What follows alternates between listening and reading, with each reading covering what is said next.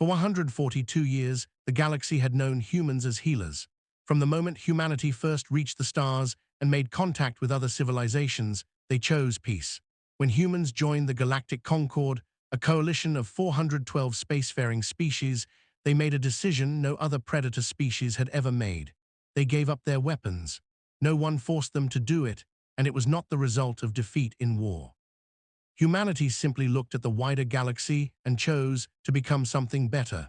Over time, they proved that choice again and again. Human doctors traveled to plague-stricken worlds where other species refused to go. Human engineers created infrastructure that connected civilizations that had hated each other for thousands of years. Human diplomats entered rooms filled with shouting alien representatives, and somehow through patience, endless cups of coffee, and a remarkable ability to find shared ground, they helped turn arguments into agreements. Across the galaxy, a simple saying became common. If you wanted something destroyed, you called the Krail. If you wanted something built, you called the humans. Ambassador Lena Vasquez had spent 20 years showing that saying was true. She was now seated in the Great Hall of the Concord Council on the station world of Thessera Prime. The hall had been designed to hold representatives from hundreds of species. Light from a dying star streamed through crystal walls and filled the chamber with shades of amber and gold. Around her, delegates of many shapes and forms argued about shipping lanes, territorial disputes, and rights to mine distant asteroids. It was the usual work of a galaxy that rarely agreed on anything. Vasquez was 63 years old. Silver had begun to appear in her dark hair near her temples, and the lines on her face showed the years of smiling and sleepless nights that came with diplomacy. She wore a simple gray suit with a small blue pin on the collar that marked her as part of Earth's diplomatic service. She carried no weapons and wore no armor because her tools had always been patience and conversation. Over the years, she had negotiated the Treaty of Voss, which ended a conflict between the Ilari and the Chelun that had lasted 800 years. She helped organize famine relief agreements that prevented 3 billion tyranny from starving. She once spent 9 hours talking with a Kree Warfleet commander who had planned to destroy a civilian station and persuaded him to stand down by listening to his grief over his dead son. That was what humans were known for. They listened. They helped. They built. Most of the galaxy admired them for it. However, admiration did not always mean respect. Vasquez noticed this in subtle ways. Some council members smiled at human representatives the way adults smile at children who say something innocent. Military species, such as the Krail and the Torvans, often spoke about human softness when they believed no one from Earth was nearby. Humanity's decision to disarm was not courage, but proof that humans were not dangerous enough to matter. The thought bothered her, but she never showed it because disproving that idea would require proving something even worse. On this particular day, she had a concern that she could not dismiss. 3 days earlier, she had received a report from a Concord intelligence officer named Vraxis, who belonged to the Thillins species. The Thillins were tall, insect-like beings who specialized in gathering information. They observed everything and rarely spoke. When a Thillin decided to share information, wise people paid attention. Vraxis had informed her that the Vraxith Dominion was concentrating ships near the border. These were not ordinary patrol vessels, but heavy warships and troop carriers, the kind assembled when preparing for conquest. The Vraith were a reptilian empire that did not belong to the Concord and ruled through intimidation and force. For decades, they had attacked frontier colonies and tested the limits of neighboring territories. The Concord usually responded with negotiations, trade concessions, and polite warnings. The organization believed deeply in diplomacy, which was part of the reason humanity had joined. Yet there was a difference between diplomacy and cowardice, and Vasquez was beginning to question which one the Concord truly practiced. Her worry centered on a single location named Ellesium 4. The world had been colonized by humans 80 years earlier. It was a peaceful planet with green hills and warm oceans where 2.3 million people lived. Most were farmers, teachers, artists, and families raising children who had never seen Earth but proudly called themselves human. It was the kind of colony that represented humanity at its best. Unfortunately, it was located close to the Vraxith border, and it had no defenses at all. There were no planetary shields, no orbital fleets, and no defensive weapons because the Concord Demilitarization Agreement stated that human worlds did not need them. The Concord had promised protection in exchange for humanity laying down its arms. That promise was the foundation of the agreement. During the council session that afternoon, Vasquez stood and calmly explained her concern. She presented intelligence about Vraith fleet movements and showed the predicted flight paths. She requested that the Concord send a small defensive patrol to the Ellesium sector as a precaution. The council listened politely. An observer representing the Vraith stood and dismissed the warning as human paranoia. Military delegates from the Torvan species claimed their analysts saw no sign of danger. The Alari finance minister argued that sending ships could anger the Vraith and harm trade relationships. The proposal was rejected. Vasquez remained in the chamber as representatives departed. Rithais, the Thilin intelligence officer, paused beside her. His compound eyes reflected the amber light. He spoke quietly and apologized. He told her that he believed her warning was correct. She asked him why his own delegation had not supported her request. Rithais paused before answering. He explained that the Concord had survived for 6,000 years by avoiding conflict and that it no longer understood how to prepare for one. Then he left the hall. Vasquez remained alone and thought about Ellesium 4. She imagined the children playing under that distant sun, unaware that warships might already be approaching through the darkness between stars. She remembered the promise that if humanity abandoned its weapons, the galaxy would keep them safe. Her entire life had been built on trusting that promise. Later that night, she sent a personal message to the governor of Ellesium 4, who was an old friend named Thomas Achabi. She advised him quietly to review evacuation procedures just in case. He responded with a laughing emoji and told her she worried too much. 3 weeks later, 200 Vraith warships emerged from faster-than-light travel above Ellesium 4. Their weapons were already powered, and their targeting systems were already locked. There was nothing in orbit to resist them. No defensive ships and no weapons platforms. On the planet below, 2.3 million civilians looked toward the sky as unfamiliar shapes appeared above them and the stars seemed to fall. Dr. Emil Ababi was eating breakfast when the attack began. He sat in the small kitchen of the New Akram Medical Center, which was the largest city on Ellesium 4. A cup of tea rested in one hand while the other held a piece of toast. He was reading a message from his father, Governor Thomas Ababi, about a fishing trip they planned to take that weekend. Emil was 34 years old and carried his mother's gentle eyes and his father's determined jaw. 5 years earlier, he had moved to Ellesium 4 to manage the colony's largest children's hospital. He loved both his work and the peaceful world he now called home. Suddenly, the window behind him flashed white as the first explosion struck. A moment later, the sound arrived, a deep thunder that shook the building and knocked him to the floor. His tea shattered beside him. Before he could understand what had happened, emergency sirens began to howl across the city. Emil ran outside and saw the sky filled with ships. They were not Concord vessels or human transports, but dark angular warships marked with red symbols he recognized from news reports he had never studied closely. Vraith warships hung above the city like a metal ceiling. From their hulls, weapons fired downward. These were not ordinary bombs, but atmospheric incendiary devices that turned the air itself into burning fire. Entire districts were already in flames. Residential towers in the eastern quarter were collapsing as heat weakened their structures. The noise sounded like a living roar, as if the planet itself were crying out. Emil rushed back inside the hospital where panic had taken hold. Nurses pulled children from beds while doctors shouted instructions. The electrical grid flickered and failed before emergency generators activated. His hands trembled, but he forced them to steady. He was a doctor, and people needed help. He activated the recording function of his neural implant without fully understanding why. Something inside him insisted that the galaxy needed to see what was happening. During the next 3 hours, Emil experienced horrors that no person should witness. He carried 17 children from a burning school, their small bodies covered in ash, as they cried for parents who might already be dead. He splintered broken bones using torn curtains. He performed emergency surgery on a kitchen table using a flashlight clenched between his teeth. He held a dying woman's hand and told her that her son was safe, although he did not know whether that was true. In the 4th hour, Vraith ground forces entered the city. Heavy transport vehicles crushed streets as they advanced. The soldiers were tall reptilian figures covered in black and red armor. They did not act like a professional army occupying territory. They moved like hunters. From a shattered window, Emil watched them walk through new across shooting civilians. There were no soldiers resisting them because Ellesium 4 had no military. Farmers, store owners, a woman pushing a stroller, and an elderly man sitting in the ruins of his house were all killed. Some of the soldiers laughed while they fired. The Vraxith commander, a massive figure wearing gold-edged armor, broadcast a message across every communication channel.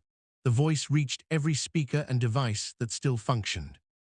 The commander spoke with cold satisfaction and declared that the destruction of Ellesium 4 would teach the galaxy that mercy was weakness. Emil continued recording while he worked. He gathered survivors in the hospital basement and blocked the doors. There were 41 people with him, including 26 children. He rationed the remaining water and treated burns with wet cloth. To keep the children from screaming during explosions, he told them stories. 8 hours into the attack evacuation, shuttles attempted to leave the spaceport outside the city. Emil watched the live feeds through his implant. The shuttles rose toward the sky filled with civilians hopping to escape. Vraith ships destroyed them one after another, bright flashes appearing against dark smoke. Each flash meant a shuttle had been destroyed, and each shuttle carried hundreds of people. The burning wreckage fell back toward the planet like leaves of fire. By the 11th hour, Emil understood that he would not survive. Vraith troops had reached the hospital, and he could hear them breaking through upper floors while distant screams echoed. He gathered the children behind him and stood in the basement doorway. He had no weapon except a scalpel in his pocket, and he did not bother to draw it. His implant had recorded everything for 11 hours. Flames, the injured children, the laughter of soldiers, the shuttles falling from the sky, and the old man who never moved. Emil opened a broadcast channel connected to the Concord's open emergency frequency monitored across known space. He transmitted the entire recording. Then he looked into the camera and spoke calmly. His voice remained steady, although exhaustion and sadness weighed heavily on him. He said that his name was Dr. Emil Abebi and that he was a pediatrician on Ellesium 4. He explained that during the previous 11 hours, the Vraxith Dominion had killed everyone he knew. He told the galaxy he was sending the recording so that everyone could witness what had been done and asked them not to turn away because the victims had not been given that choice. Moments later, the door behind him shattered and the recording ended. Across human space, 14 billion people watched the footage. They saw it on Earth, Mars, Luna, and on stations and colonies scattered across 1,000 light years. They watched a doctor standing with children in a burning basement asking the galaxy not to ignore them. Other species watched as well. Within hours, the Concord Council called an emergency meeting. The Great Hall on Thessera Prime filled with representatives from every civilization. Voices echoed through the chamber as delegates argued urgently while trying to appear concerned. A proposal was presented calling for a diplomatic condemnation of the Vraxith Dominion, including strong wording and a formal request for an explanation. Quiet discussions also spread among certain representatives, suggesting that perhaps humans should never have established a colony so close to the border. Some delegates quietly suggested that the location of the colony itself had been provocative and that although the tragedy was terrible, it might have been avoided. No one suggested military action. No one proposed sanctions. No one offered any plan that would require them to sacrifice anything of their own. Ambassador Lena Vasquez remained seated through the entire meeting. She said nothing. She did not cry. She did not protest. Her hands stayed folded calmly in her lap while she listened as representatives from 411 species discussed the deaths of 2.3 million humans as if they were dealing with a minor administrative issue. When the meeting finally ended, Vasquez stood up. The large hall slowly became quiet as every eye sensor and visual organ turned toward her, expecting a speech or an emotional appeal. That was what humans were known for after all. They spoke with passion and believed problems could be solved with words. Instead, Vasquez lifted her hand and removed the small blue pin from her collar, the symbol of Earth's diplomatic service that she had worn for 20 years. She placed it carefully on the table in front of her. The faint sound of metal touching wood echoed through the silent chamber. Without another word, she turned and walked toward the exit. She did not look back. Far away in a system still burning, the remains of 2.3 million people drifted through the air of a ruined world, carried by a wind that no one remained alive to feel. In the basement of a destroyed hospital, A scalpel rested on the floor beside a broken chair, while the neural implant of a dead doctor flickered once more before going dark forever. For 72 hours following the massacre, Earth fell completely silent. No diplomatic transmissions were sent. No trade signals were issued. No human ships departed from any known port. Human embassies located on hundreds of alien worlds closed their doors and brought their staff inside while refusing to answer any calls. The Concord Human Liaison Office on Thessera Prime placed a short notice on its entrance stating closed until further notice. The rest of the galaxy noticed this sudden silence, but most assumed it was grief. Humans were known to be emotional, and the loss of so many lives would take time to process. It was expected that they would mourn and eventually return to negotiations as they always had. Humans talked, humans forgave, humans continued forward. Meanwhile, the Concord Council resumed its normal operations. New commercial agreements were debated. A border dispute involving two minor species was discussed and mediated. The destruction of Ellesium 4 was mentioned only once briefly and referred to as the recent incident in the human sector. The Council observed a moment of silence that lasted exactly 12 seconds. The Vraxith Dominion issued no apology. Their supreme commander, a battle-hardened leader named Torvok, gave a public interview in which he described the attack as a necessary correction and declared that weak civilizations invited destruction. When a reporter asked whether he feared retaliation from humanity, Torvok laughed and asked what humans would do: write a letter. While the galaxy continued its routine activities, something very different was unfolding on Earth behind closed doors. The United Earth Parliament gathered in an emergency session. Every representative from every nation, territory, colony, and orbital habitat attended either physically or through quantum communication links. No seats were empty and no votes were missing. For the first time since its formation, the Parliament meeting was closed completely to outside observation. No alien diplomats, no Concord officials, and no journalists were allowed to witness it. The session continued for 9 hours. When the final vote occurred, the decision was unanimous. Not one representative opposed the outcome. Humans from every culture, every continent, every political group, and every colony world supported the same decision. Historians would later describe that moment as the most unified event in human history. A species known for endless disagreements had reached total agreement. After the session ended, a single message was prepared. The transmission was uploaded to every communication system under human control, including satellites, deep space transmitters, relay stations, and signal arrays across human territory. It was programmed to broadcast on every frequency used across the galaxy, including diplomatic, military, commercial, and emergency channels, along with several frequencies that no one outside humanity even knew existed. The person chosen to deliver the message was Speaker Yuki Tanaka. She was 57 years old, small in stature, with short gray hair and a calm expression that often made others uncomfortable. Before entering politics, she had been a professor of constitutional law. During 20 years of public service, she had never raised her voice during a speech. She did not raise it now. She stood in front of a single camera in a simple, undecorated room. She wore black clothing and held no notes. Looking directly into the camera, she began to speak, and her voice was carried across the entire known galaxy. She addressed the species of the Galactic Concord, the Vraxith Dominion, and anyone else listening. After a short pause, she spoke clearly. She said that for 142 years, humanity had chosen to behave as a civilized species. Humans had placed their weapons aside, healed the sick of other worlds, constructed connections between civilizations, and helped resolve conflicts throughout the galaxy. Humanity had restrained its own nature because it believed the galaxy deserved something better. She stated that in return, humanity received silence while its children burned. She reminded the listeners that humans had warned the Concord about the approaching danger and had asked for protection only to have their request rejected. She said that when 2.3 million human lives were destroyed on a world promised to be safe, the response from the Concord had been nothing more than expressions of concern and diplomatic criticism, while some delegates questioned whether humans were responsible for settling too close to violent neighbors. She stated that humanity had heard those words clearly and had understood them completely.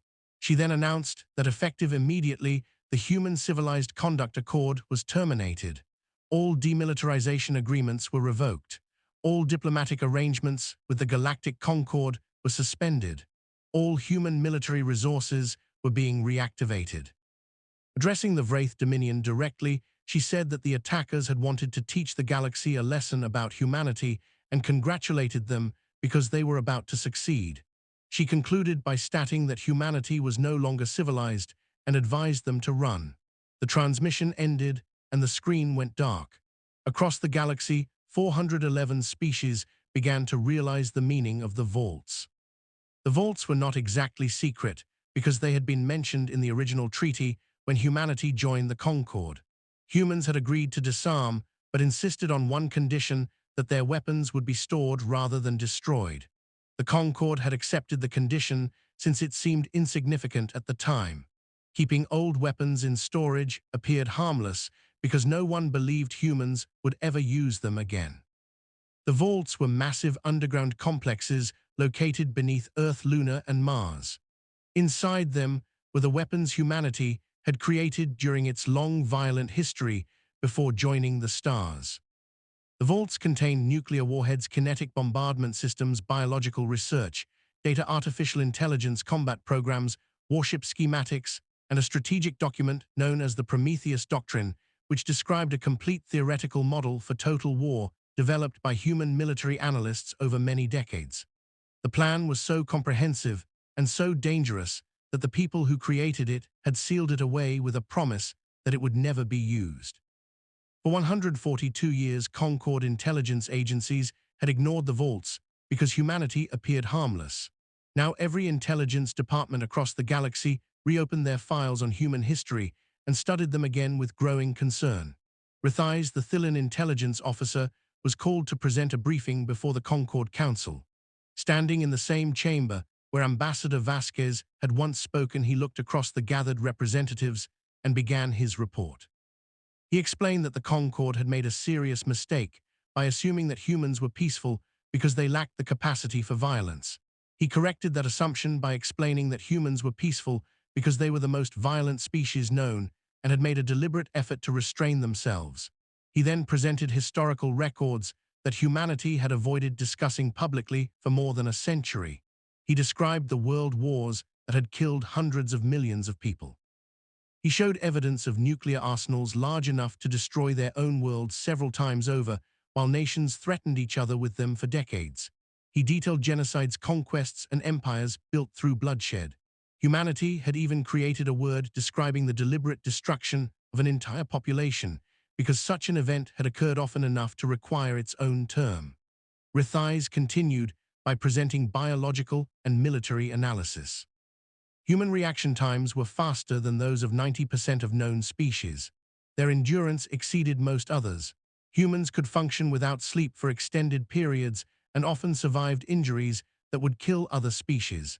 They adapted easily to harsh environments and evolved as pursuit predators capable of chasing prey until exhaustion caused collapse. Their ability to innovate destructive solutions was remarkable.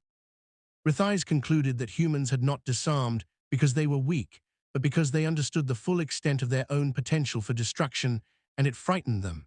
He added that the rest of the galaxy should have been frightened as well. The council chamber remained silent after his report. On the Vraith homeworld, Supreme Commander Torvok watched the human broadcast with his senior officers. He laughed deeply, and the sound echoed through his command chamber. His officers joined his laughter. Torvok remarked that the farmers wanted to fight, and that humans had lived peacefully for 150 years, meaning their soldiers had no real experience with combat.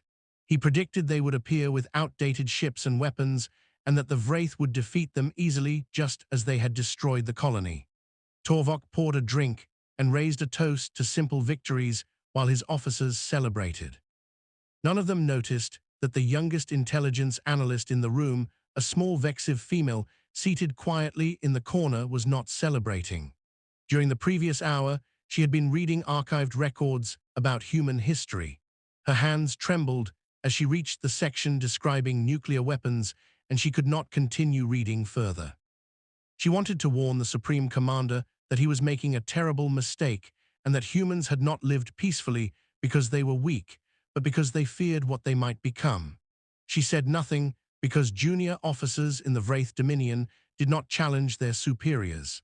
She would die in 97 days, along with every other officer present in that chamber. Back on Earth, deep beneath mountains in a region once known as Switzerland, enormous doors that had remained sealed for 142 years slowly began to open.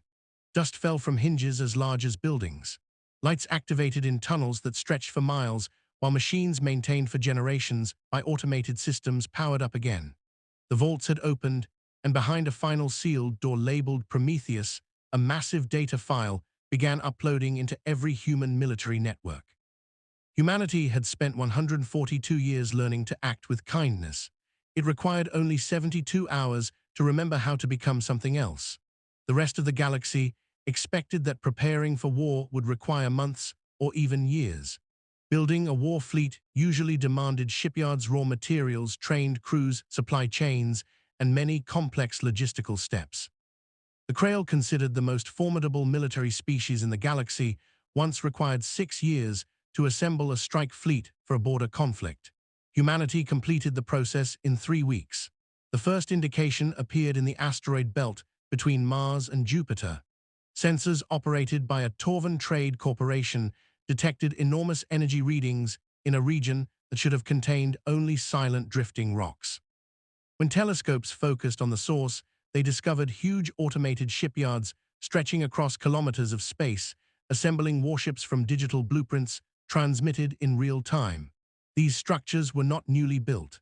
They had existed for decades, hidden within hollow asteroids and maintained by machines waiting for activation. Intelligence analysts across the Concord experienced a sudden realization. Humans had not only stored old weapons in the vaults, but had continued designing new ones every year during the long period of peace. In secret research facilities scattered across human territory, scientists and engineers had continued improving military technologies.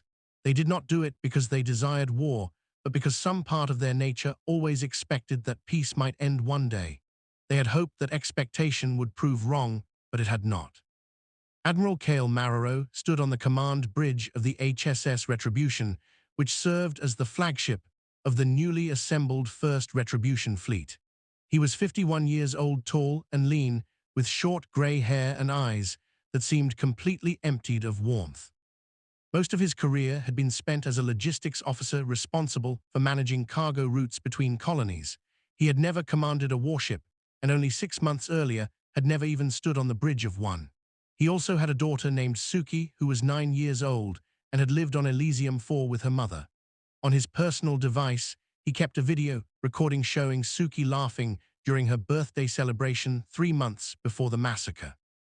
He had watched it once and decided he would not watch it again until everything was finished.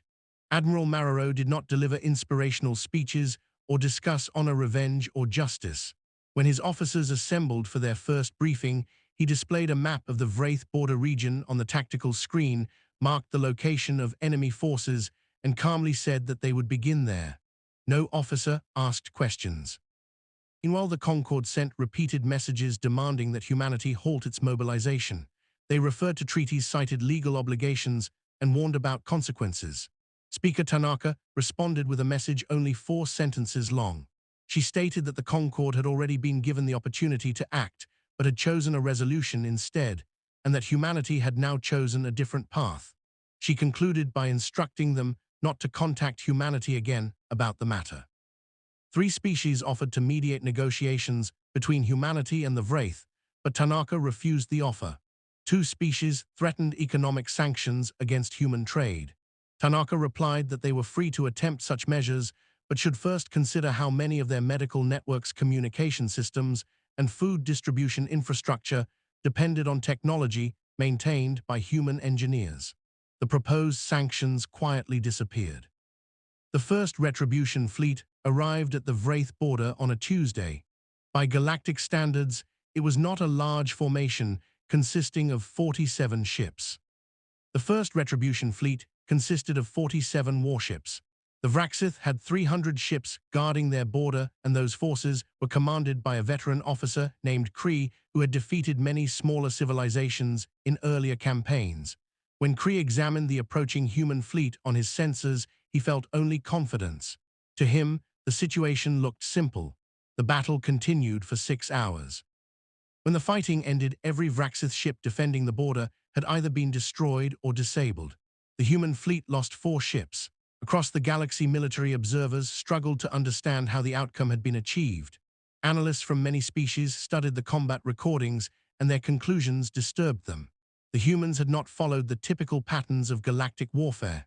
There were no rigid battle lines and no recognizable formations that could be predicted or countered.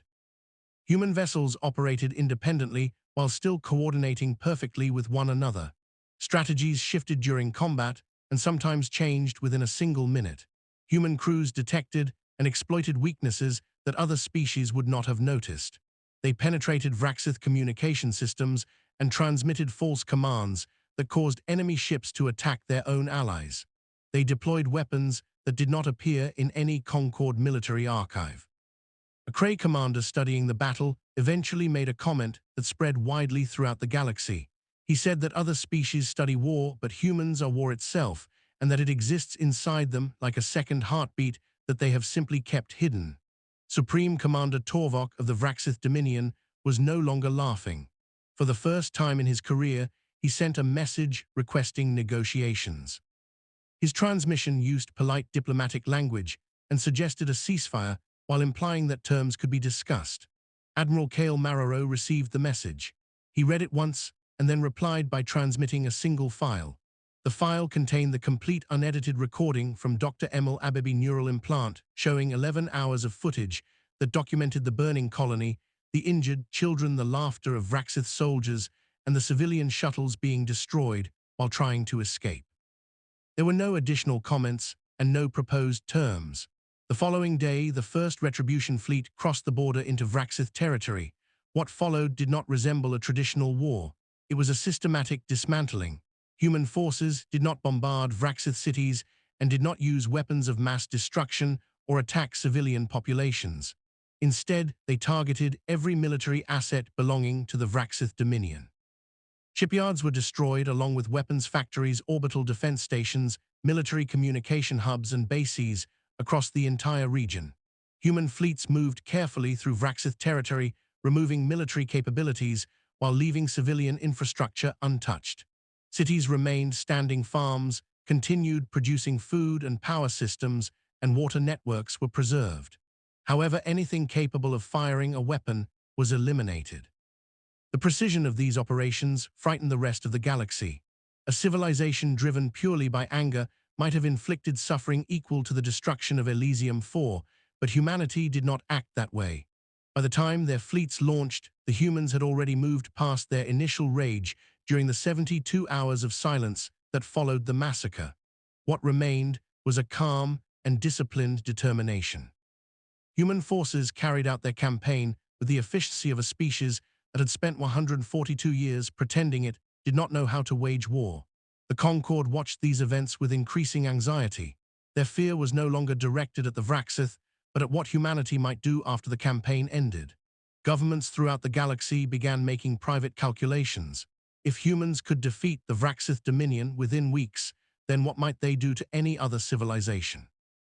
Alliances shifted quietly. Some species sent confidential messages to Earth offering supplies, ships, and support, while others reinforced their borders. The Alari, who had once described humans as harmless, quietly doubled their defense spending.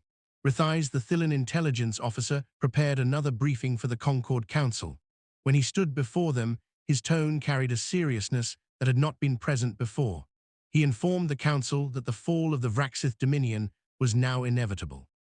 He explained that the real question was not whether humanity would win, but what humanity would decide to do after victory. No delegate in the chamber had an answer. On Earth, in a small apartment in Lisbon Lena, Vasquez sat beside a window watching the sun set across the Atlantic Ocean. She was no longer serving as an ambassador because she had formally resigned the day after leaving the council chamber. She held no official position now. She was simply a woman sitting quietly while watching news reports that showed human fleets advancing through Vraxith territory with careful and controlled destruction. For most of her life, she had worked to prove that humanity had grown beyond its violent past, and that the qualities which once frightened other species no longer defined them. She had been correct, because humanity had proven for 142 years that it could be something better. But being better had always been a choice, and the galaxy had shown them that choices carry consequences for everyone involved. Humanity had chosen kindness, and the galaxy had chosen to let their children burn.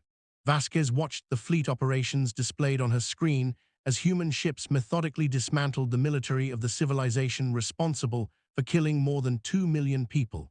She covered her face with her hands. She did not cry for the Vraxith. She cried for humanity because she understood that the people of her species would carry the burden of what they had become. She knew that the compassionate nature humanity had once offered to the galaxy had not disappeared, but now it held a weapon as well, and she did not know if it would ever be able to release it again. The Vraxith Dominion collapsed in 97 days. It was not conquered, and it was not destroyed, but dismantled, which was an important difference. On the 97th day, the first retribution fleet arrived above the Vraxith home world. Admiral Marrero stood on the bridge of the retribution, looking down at the planet through the viewport. The world below was dry with rust-colored deserts and deep canyons, while cities spread across the surface, where 8 billion Vraxith civilians lived, including families and children who had never carried a weapon and had played no role in the destruction of Ellesium 4. His weapons officer reported that every orbital defense had already been neutralized. The planet was defenseless, and every remaining military target on the surface had been identified. A single command could end the conflict within hours. Marrero studied the planet in silence before giving his order.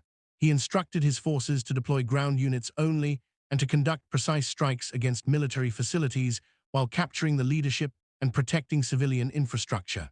He also ordered that any soldier who harmed a civilian would face immediate court-martial. His officers followed the order without hesitation because they had expected nothing different. Human ground forces landed across the capital in armored transports. They advanced through the streets carefully, with weapons ready but rarely firing. Most Vraxith military units had already surrendered after losing their fleets. The few units that continued resisting were neutralized quickly.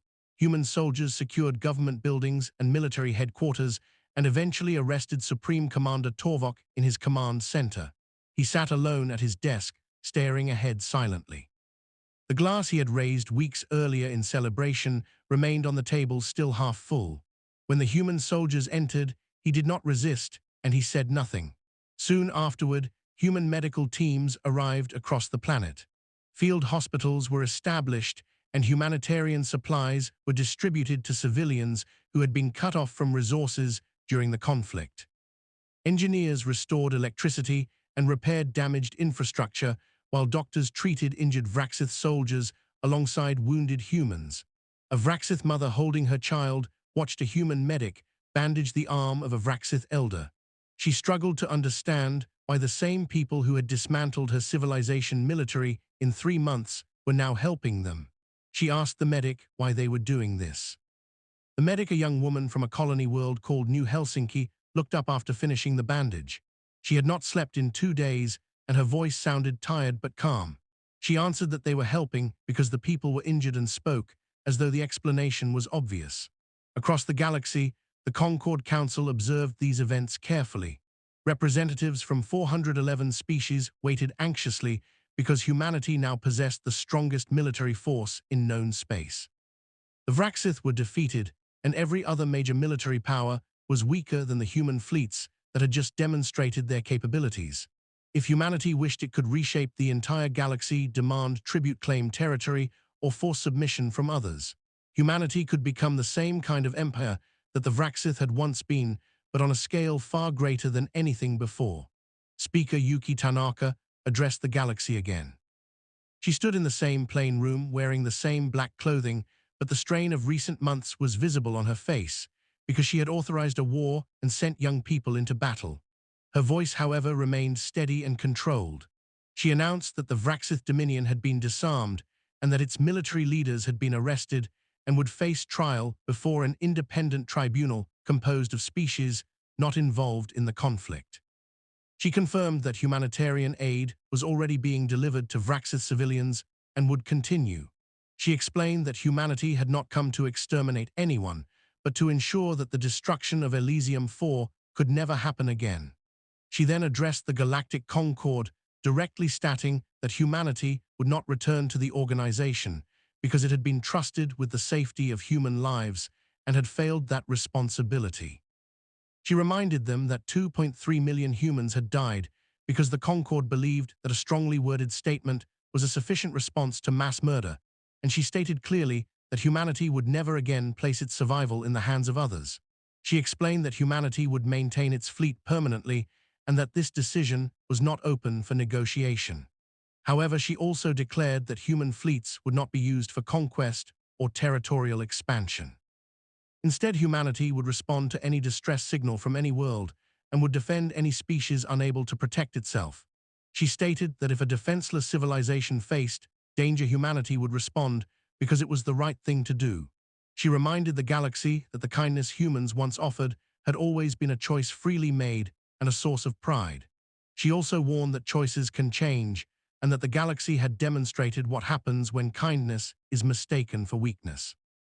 She concluded by saying that humanity would not make that mistake again and advised other species not to make it either.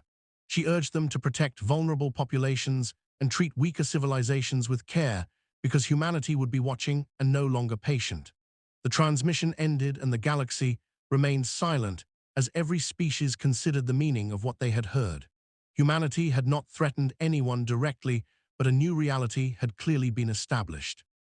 The message was simple and unmistakable, that harming the defenseless would no longer be tolerated, not because of treaties or trade agreements, but because humans existed and they remembered what had happened when the galaxy chose to ignore suffering. In the months that followed Speaker Tanaka's message, the galaxy moved carefully around the new reality that had formed. Human fleets remained active, but did not expand beyond the territories already secured during the war. Patrol groups traveled along trade routes and through border regions where smaller civilizations often faced pressure from stronger neighbors. Their presence was quiet, but impossible to ignore. Merchant captains reported seeing human warships positioned silently near distant jump lanes, watching traffic and responding immediately whenever distress signals appeared. When pirate groups attempted to raid shipping convoys in the outer regions, they found human interceptors already waiting. Several criminal networks that had operated for generations disappeared within weeks. The actions were precise and direct. Captured pirates were turned over to local authorities, and no unnecessary destruction followed. This pattern repeated again and again across different sectors. Worlds that had once been considered easy targets suddenly found themselves under protection simply because a human vessel had chosen to remain nearby. For many species, the change brought relief. Small governments that had always struggled to defend their borders began receiving visits from human envoys who offered assistance in rebuilding defense networks and improving communication systems. These envoys did not demand payment or political loyalty. They simply explained that the systems would help prevent tragedies like the one that had destroyed Ellesium 4. Some leaders accepted immediately, while others hesitated, but eventually agreed when they realized that the offer came without hidden conditions. At the same time, the Concord continued to exist, but its authority had weakened. Several member species quietly reduced their involvement in council decisions and began forming direct agreements with Earth. The council chambers on Thesera Prime still held meetings, but many discussions ended with uncertainty because no one could ignore the presence of human fleets operating outside their command. Rithais, the Thillin analyst, observed these developments carefully. He had become one of the most frequently consulted advisors within the Concord because he had been among the first to understand the change taking place. During one meeting, he explained to the council that humanity had not replaced the Concord as a ruling power and had shown no interest in governing other species. Instead, humans had created something less formal but far more influential. He described it as a balance built on memory rather than law. Every government knew what had happened when the galaxy ignored the destruction of Ellesium 4, and none of them wanted to repeat that mistake. Because of that shared understanding, many conflicts ended before violence began. In one case, two neighboring civilizations prepared fleets after a long dispute over mining rights. Before the first ships launched, a human diplomatic vessel arrived carrying a small delegation. The representatives spoke with both sides privately and reminded them that war would bring suffering to civilians who had no control over the dispute. They suggested arbitration and offered technical assistance to divide the resources fairly. Both governments accepted within a week. Similar situations occurred again and again in different regions. Human ships rarely issued threats and never forced decisions directly, yet their presence carried weight because every leader remembered the fate of the Vraxith Dominion. On Earth, the government maintained its public position that humanity would defend the vulnerable, but would not pursue conquest. The fleets remained organized under a defensive command structure designed to respond quickly to emergencies across the galaxy. Training programs expanded to prepare new officers who had grown up during the years of peace and had never expected to serve in wartime conditions. Many of these recruits struggled with the knowledge of what their species had done during the conflict, yet they also understood why it had been necessary. Admiral Kale Marrero continued commanding the first Retribution fleet for several years after the war.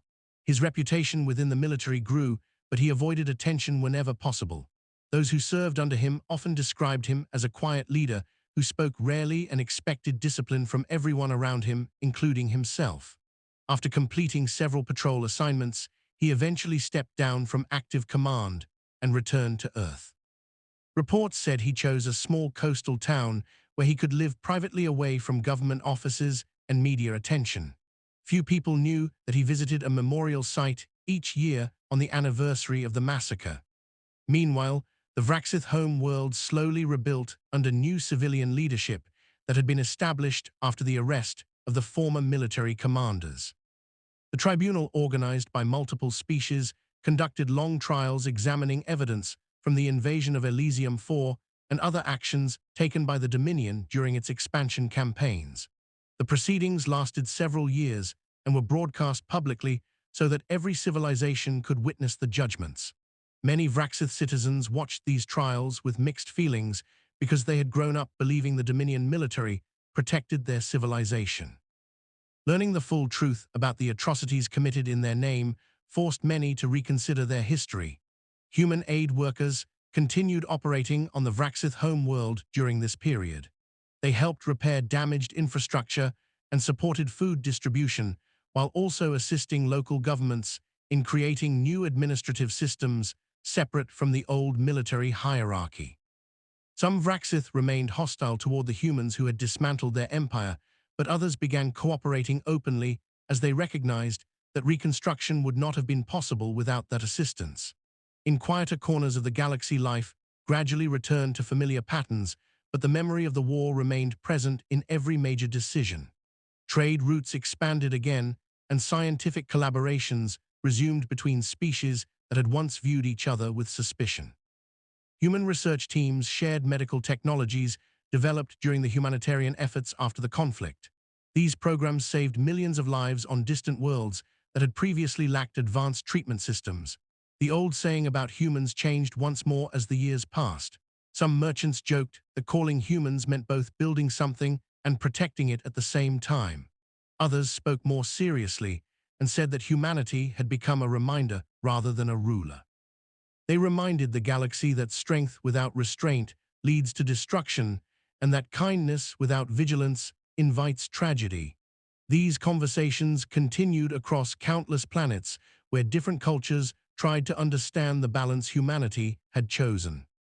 The fleets remained in space, moving quietly between stars, answering distress signals, and watching for signs of danger, while governments across the galaxy adjusted to a future shaped by the memory of a single destroyed colony and the decision that followed.